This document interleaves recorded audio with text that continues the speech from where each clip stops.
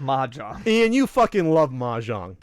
I do. And I feel like I need to stress this again.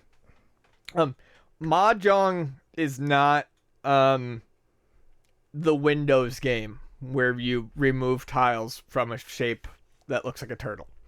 I don't remember it being shaped like a turtle. Or any shape. The most common shape for Shanghai is called the turtle. Mahjong is just think of it as a card game played with tiles. Sure, like Pai Gow or something. I'm not going to get into the rules of it. I'm not even going to try to explain it. But yes, I absolutely adore the game. You need to match similar tiles? Is that what you do in Mahjong? It's kind of, and this isn't even close, but it's more like a mix of poker and gin rummy. Okay. So one of the rarest games is Mahjong for the NES in Hong Kong.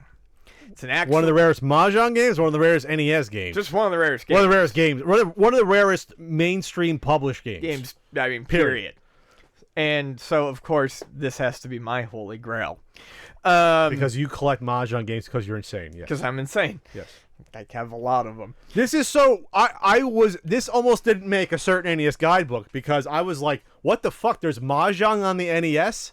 I didn't hear about it. I was like, what the fuck is this game? When I'm doing the book, in this special game section, I put it because it's like, well, it didn't come out anywhere else. And this is so rare that there's like less than 10 copies that are known to exist. Like something ridiculously low. It's very low. So this is a graded copy, 80 plus whatever. And it's going for $29,999 Australian dollars. That's Australia. only 23,000 US. Is that a sealed copy? It's a qualified. It's not even a sealed copy. No. It's a the blue box Hong Kong version NES cart. It's that lighter gray cart. Have you ever seen it? Yeah, they definitely look different. I don't think I have one near me. No. I don't think I own a Hong Kong NES cart. But it's just you can play it on the Famicom. It's a $1 Famicom game. You can play it on the Famicom. It was an early I Famicom have release. multiple copies So of it. it's just so weird because they must have made like 300 of these. Like for some reason they didn't make any of them. I couldn't get any information on it. I actually reached out to an author who worked on there's this obscure video game. It's like Video Games Around the World book that was done by a university professor, and he got people to contribute from all over the world. Like even video gaming in Antarctica, the history. It was on every continent. I think that was the name of the book. I reached out to the author. He put me in touch with the guy that wrote the Hong Kong portion of the book. Mm-hmm. And I was even talking to him. I was trying to ask, when did this game come out and how? Give me details about this. And there's there's just no information. There's not even good information about like under what circumstances, at least what I could find, the Hong Kong NES version, what fucking year it came out. Because in my book I put like 85, but it's like it could have been 86, 87. I have no clue. Because it's weird because Hong Kong is obviously not too far from from Japan, but they didn't have the Famicom. They had the Hong Kong NES. Right. So it's a weird market. Well, and I don't even know if it's a wild theory. I just don't know if it's accurate. My history of I'm not fully brushed up on my history of Mahjong. Mahjong's an ancient game. I mean, it's been played for a long time.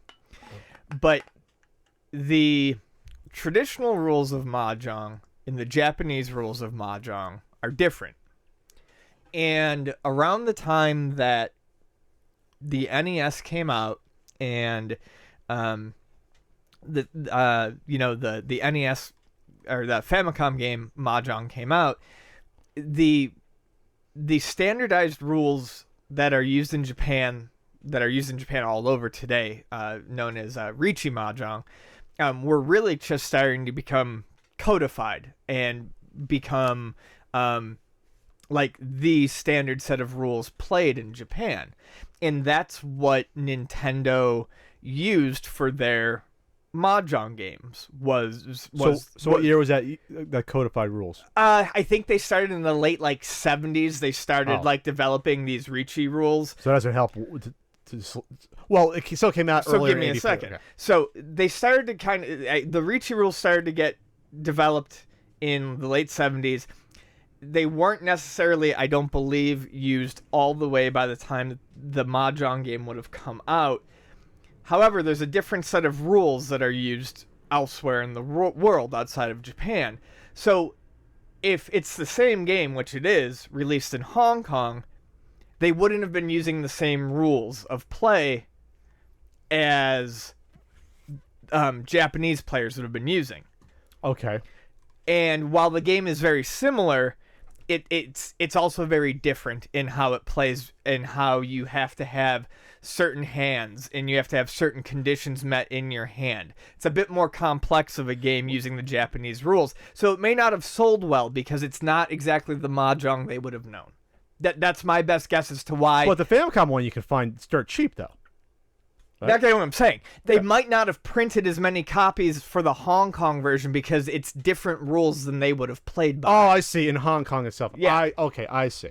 And that's my only guess as to why it would have been. Maybe they realized after they printed something, oh, no one's going to buy this version because no one plays it's it. using slightly different rules. Versus what they would in Japan. Because it should have been, I mean, if it was just Mahjong, if they been all used the same rules, it would have been a big seller. It should have sold like wildfire. Well, this is why it's so fucking weird. Because even on the VGA authentication, it says 1983 Nintendo NES.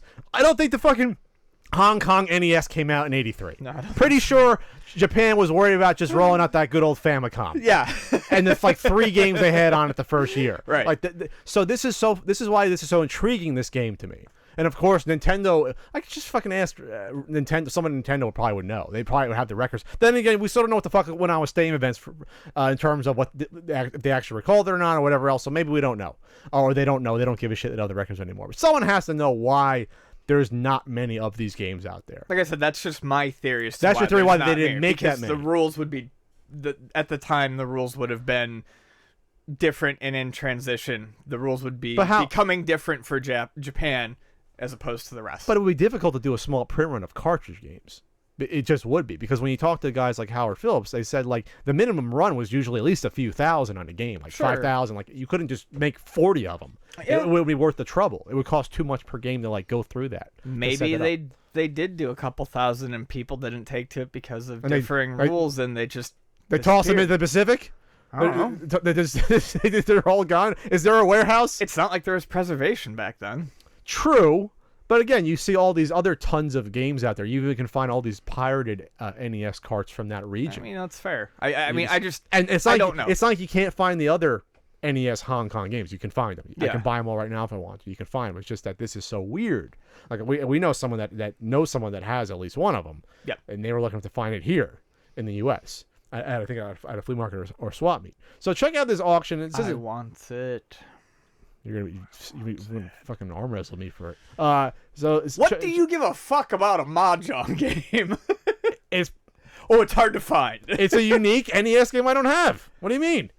That's intriguing to me. That's not intriguing to you at all. You don't care about that. You just want to play. You want to spend $20,000 to play a Mahjong game you can play for $1. No, it's a unique, intriguing Mahjong game. That's why I want it. No, it's not. You can play the Famicom version and be done with it. It's still unique. All right. Okay. I'll fight you. All right, fine. We'll fight. We're gonna fight for the death. Let us know in the comments who should get the game. Pat or Ian, who should get? I swear to God, one of us gets donated because I found, or someone just finds 50 of them laying around. Someone's gonna start looking around Hong Kong in an old warehouse for me and finds like 100 of them. It's gonna be like seal statements all over again, but the Hong Kong version.